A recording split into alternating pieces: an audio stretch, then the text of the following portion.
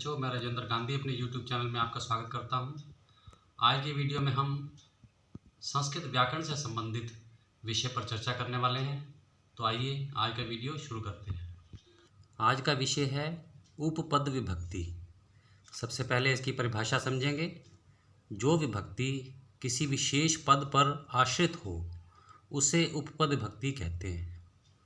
जैसे पहला है अभितय अर्थात दोनों ओर। वाक्य है ग्रामम अभितय पर्वता सन्ति, गांव के दोनों ओर पर्वत हैं। इसमें अभितय विशेष पद है। इस पद पर निर्भर करता है कि ग्राम पद की कौन सी विभक्ति लगेगी। अभितय के साथ हमेशा द्वितीय विभक्ति का प्रयोग किया जाता है, इसीलिए ग्राम शब्द की द्वितीय विभक्ति ग्रामम का प्रयोग किया गया है। इसी प्रकार दूसरा है परितः अर्थात चारों ओर। वाक्य बनेगा ग्रामम परितः उद्यानम अस्ति, गांव के चारों ओर बाग है। परितः के साथ हमेशा द्वितीय विभक्ति का प्रयोग किया जाता है। अगला है उभयतः अर्थात दोनों ओर। नदीम उभयतः वृक्षा सन्ति, नदी के दोनों ओर वृक्ष हैं। उभयतः के साथ हमेशा द्वितीय विभक्ति का प्रयोग होता है। अगला है सर्वतः अर्थात सब ओर। ग्रामम सर्वतः कृषि क्षेत्राणि सन्ति, गांव के सब ओर खेत हैं। सर्वतः के साथ द्वितीय विभक्ति का प्रयोग किया जाता है। अगला है प्रति अर्थात की ओर। छात्रः विद्यालयं प्रति गच्छति, छात्र विद्यालय की ओर जाता है। प्रति के साथ द्वितीय विभक्ति का प्रयोग किया जाता है। अगला है निक्षा अर्थात पास। विद्यालयम निक्षा उद्यानम अस्ति, विद्यालय के पास बाग है। निक्षा के साथ भी द्वितीय विभक्ति का प्रयोग किया जाता है। अगला है धिक अर्थात धिक्कार। धिक दुष्टम, दुष्ट को धिक्कार है।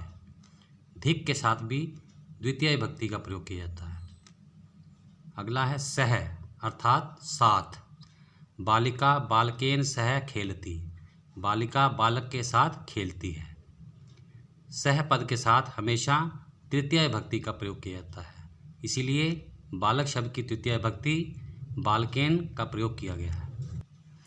अगला है साकम, इसका भी अर्थ होता है साथ। मया साकम त्वम गच्छसि, मेरे साथ तुम जाते हो। साकम के साथ भी तृतीय विभक्ति का प्रयोग किया जाता है। समम अर्थात साथ। त्वया समम अहम गच्छामि, तुम्हारे साथ मैं जाता हूँ। समम के साथ भी तृतीय विभक्ति का प्रयोग किया जाता है। सार्धम, इसका भी अर्थ होता है साथ। प्रधानमंत्रिणा सार्धम मंत्रिणः गतवन्तः, प्रधानमंत्री के साथ मंत्री गए। सार्धम के साथ भी हमेशा तृतीय विभक्ति का प्रयोग किया जाता है। अगला है विना अर्थात बिना।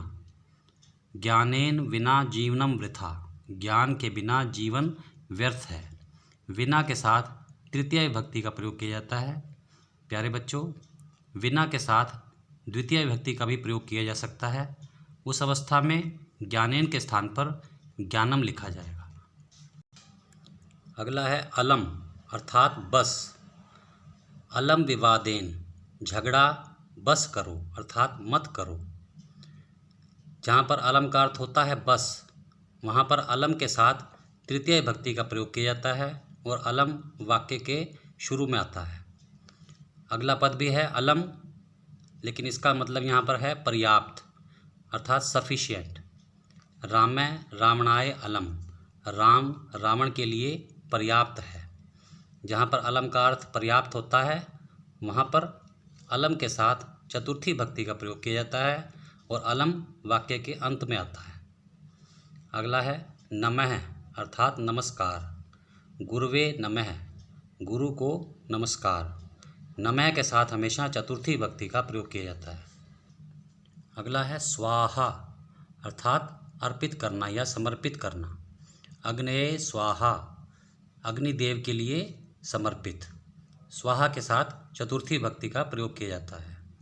अगला है स्वधा अर्थात समर्पित करना। इसका भी यही अर्थ होता है अर्पित करना। पितृभ्य स्वधा, पितरों के लिए समर्पित। स्वधा के साथ भी चतुर्थी भक्ति का प्रयोग किया जाता है। अगला है वषट। इसका भी यही अर्थ है, समर्पित करना। देवता यही वषट, देवता के लिए समर्पित। वषट के साथ भी चतुर्थी भक्ति का प्रयोग किया जाता है। अगला है बहि अर्थात बाहर। विद्यालयात् बहि बालकाः क्रीडन्ति। विद्यालय के बाहर बालक खेलते हैं। बहि के साथ हमेशा पंचमी भक्ति का प्रयोग किया जाता है। अगला है ऊपरी अर्थात ऊपर। वृक्षस्य उपरि मर्कटाः क्रीडन्ति। पेड़ के ऊपर बंदर खेलते हैं। ऊपरी के साथ हमेशा षष्ठी भक्ति का प्रयोग होता है। अगला है अधः अर्थात नीचे। वृक्षस्य अधः पथिकः उपविशति। वृक्ष के नीचे यात्री बैठा है। अधः के साथ हमेशा षष्ठी भक्ति का प्रयोग किया जाता है। अंत में है अन्तः अर्थात अंदर। विद्यालयस्य अन्तः छात्राः सन्ति। विद्यालय के अंदर छात्र हैं। अन्तः के साथ हमेशा षष्ठी भक्ति का प्रयोग किया जाता है। प्यारे बच्चों, इसी के साथ आज का वीडियो समाप्त होता है। अगर आपने इस चैनल को सब्सक्राइब नहीं किया है तो अवश्य कर लें। धन्यवाद। आप सबका कल्याण हो।